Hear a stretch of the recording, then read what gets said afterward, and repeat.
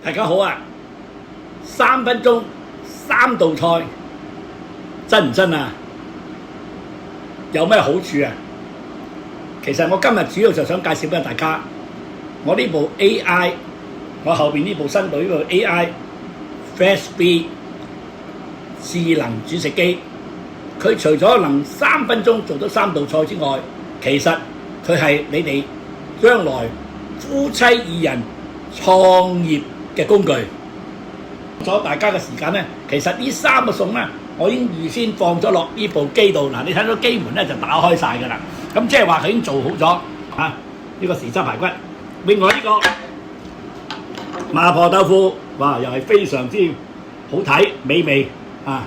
第3個餸，你睇下個薑葱蒸魚啊，非常乾葱豉汁蒸魚，非常好味啊！睇到我都流口水。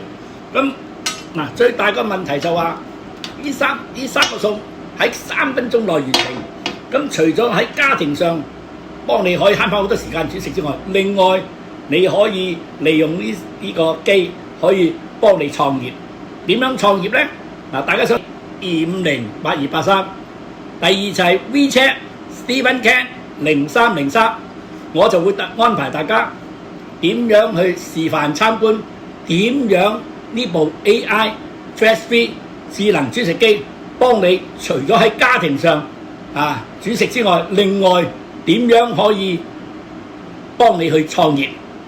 記得啦，留言點讚話俾我聽，然後聯絡我，我係 Stephen Ken 簡先生，你哋嘅夫妻2人創業嘅導師。